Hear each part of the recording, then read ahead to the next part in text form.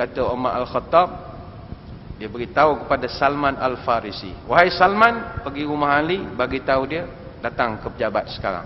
Berlarilah Salman Al-Farisi radhiyallahu anhu ke rumah Sayyidina Ali, lalu dipanggil Ali, wahai Ali, selamatkan Islam, selamatkan Islam. Berlarilah Sayyidina Ali datang ke tempat Sayyidina Umar, lalu dia tanya, apa hal?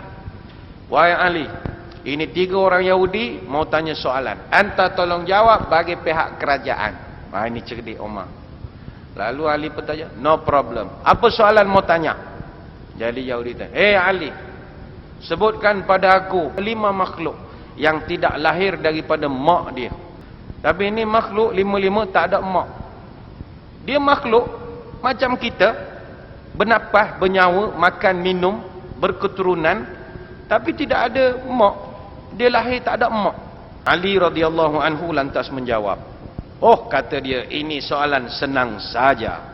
5 makhluk yang beranak-beranak tak ada mak, itu 5 makhluk semua ada dalam Quran.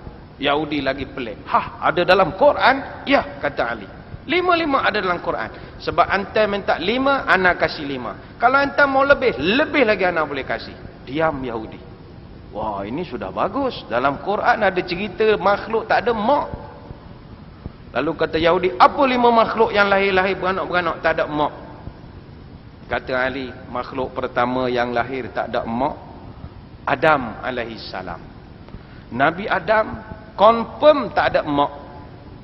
Dalilnya boleh rujuk dalam surah Al-Baqarah ayat 30 sampai 38. Begitu juga surah Al-A'raf ayat 11 sampai 25. Begitu juga surah Yusuf ayat 28 hingga 29. Semuanya mencerita proses kejadian Adam alaihissalam tanpa ada perantaraan wanita pun. Diam Yahudi itu tadi. Yang kedua, kata Ali, makhluk yang lahir tanpa mak adalah Siti Hawa alaihissalam, yang disebutkan atau dirakamkan kisahnya secara eksplisit di dalam Al-Quran, Suratun Nisa ayat pertama dan surah Al-A'raf ayat 89. Kita tentang Siti Hawa, dia dijadikan dari tulang rusuk kiri Nabi Adam AS.